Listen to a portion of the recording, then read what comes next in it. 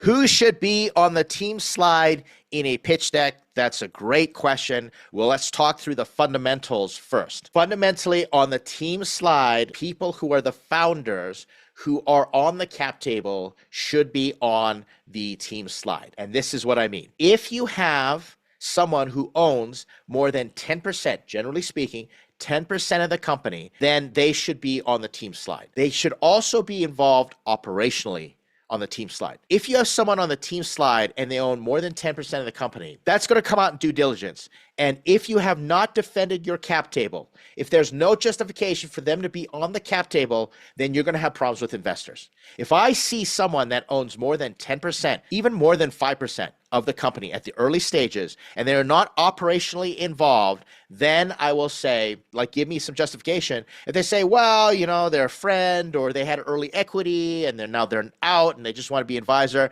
then you've now shrunk the pie and now you cannot sell more equity. You cannot raise more money. And I'm going to say, I'm sorry, but this cap table is broken. It's not going to look good. Therefore, you need to be very choosy in understanding who goes on the team slide. Anybody's operational, but it should be the founders. If you've hired a social media manager, you've got a janitor, you've got the administrator, they don't need to be on the pitch deck. That's it. They don't have to be on the slide. You can mention them.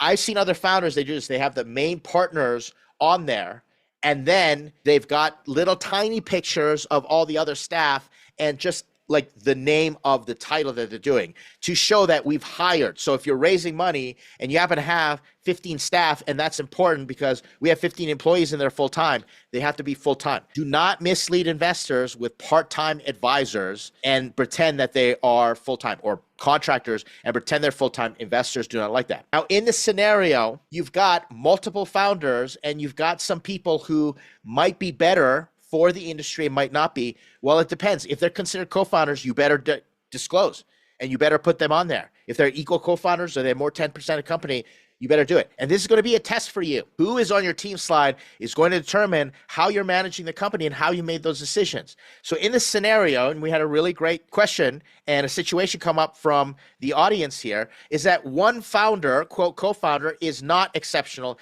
is not really pulling their weight, or you've got many other reasons, then why are they even on the team? If you have to talk about that co-founder in that manner, then you've got a problem right away. Most likely they're not even supposed to be a co-founder. So you better really think through who's going to be on your team slide, because the investor is going to ask. And if you have redundancies on your team slide and you've got people that make no sense whatsoever, that's going to come out in due diligence, and the investor is going to not invest because other than running out of money because you don't have product market fit, you know what? The number one reason that startups break apart is co-founder issues. And therefore, if you've got more than 3 co-founders, that's another red flag. 3 is really maxing it out. 2 is typically ideal. 1, it can happen if you got traction, etc. But if you've got a suboptimal co-founder and you're representing that co-founder on your team slide, there better be a darn good reason and you better be ready to explain it. So have a tough conversation with your team.